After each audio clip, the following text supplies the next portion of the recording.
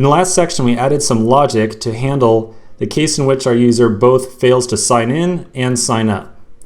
Let's now test this out in the simulator and see if that error message is actually appearing. So I'm going to flip over to the simulator.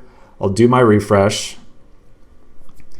And then for my email, I'm going to put in an email of test@test.com and a password of password. So now when I click login, we're going to run that on button press handler right here. So we're going to run this code.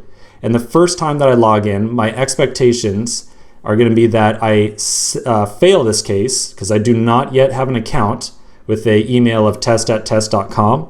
But I expect that I will succeed in creating an account. So the first time I press this button, I expect basically nothing to happen. So I press it and yep, looks good, nothing happens whatsoever. Now I'm going to change my password, only the password, to just some, basically random string of characters here. Now this time around, I will attempt to sign in with an email and password. The email will be test@test.com. but the password will be incorrect. So I'm going to hit the catch case. I'm then going to try to create a user account with a test@test.com email, but this call right here is also going to fail because that email is already in use. And so I'm going to hit my second catch statement and I'll expect to see the error message. So let's test this out. All I have to do is click login.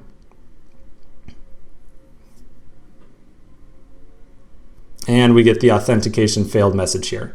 You'll also notice that it took a little bit of time to actually complete that request. Like, we were waiting a good 2 or 3 seconds there. That definitely tells me that, hey, you know what, we might need some methodology or something to tell our user that this request is still pending. Like, we are waiting for an update, we're trying to log you in, but just give us a second. Otherwise, our users are gonna think that, this feels awfully broken. So it looks like the error handling is in a good spot here. I wanna do one small thing though that kinda will throw a wrench in our plans. I'm going to delete our password and I'm going to put in my correct one. So my correct password is password. And then I'm going to click the login button. So now my expectation here is that I will successfully log in because I have the correct email and the correct password. So I will log in and I'm waiting. And okay, I don't really know what is happening. I definitely expect to have successfully logged in here.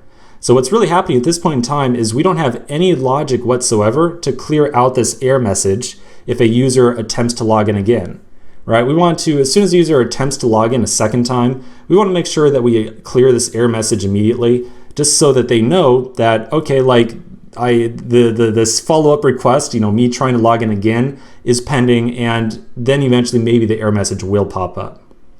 So to handle that case, inside of our button press handler here, which is called the instant the user presses on that button, I'm going to call this .setState error, and I'm going to reset it to be an empty object. So now if I fail to log in once and then attempt to log in again, that error message is going to instantly clear out and the user is going to know, hey, all right, reasonably I believe that the app is trying to log me in again. So let's test this out. I'll put in test@test.com. And I'm going to put in a bad password just to get an error message to appear on the screen. And now I'll replace it with a good password. And I'm going to click login. And the instant I click it, the error message goes away.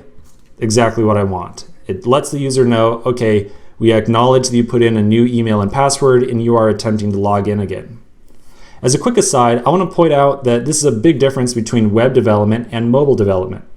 If you've got any type of background in web development, you know that sometimes we can kind of bend the rules when it comes to UX. Like on UX, maybe we wouldn't really have to throw in all this fancy error handling, show the user an error message and clear it out all the time, all this kind of stuff, or even have to show a spinner or anything like that.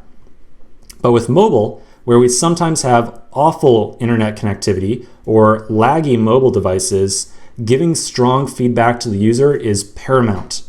So we spend a lot more time with React Native than with React.js to make sure that we give our user a lot more signaling about the actions that they're committing inside of our app. So on that note, again, when I attempt to sign in, there's definitely a non-zero pause in here. Like there is some distinct pause as I attempt to authenticate myself, right? Like if I put in a bad password, I'm waiting, and There we go. Finally, I get that authentication failed message appearing.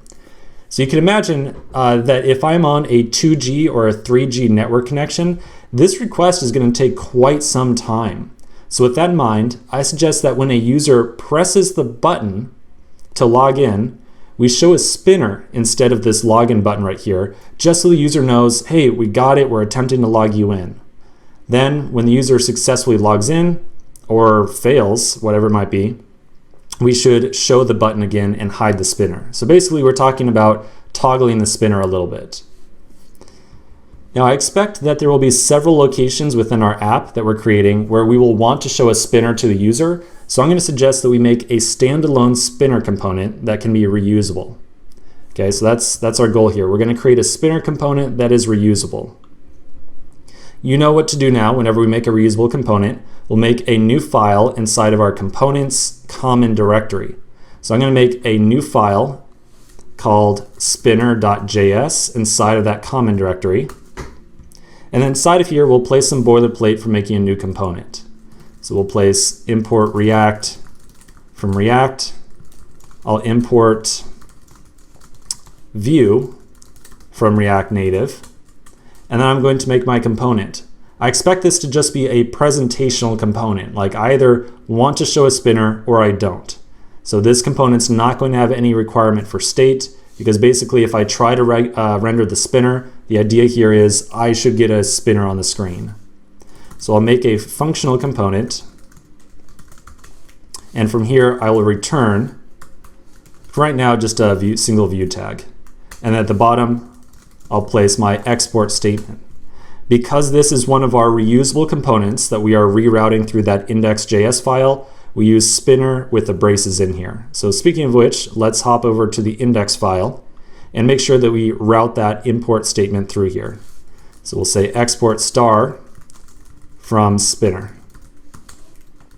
So now any other file inside of our application can import the spinner component from just referencing the common directory, which definitely matches our pattern with all of the other reusable components that we have. Okay, let's take a quick break and finish up with the spinner in the next section.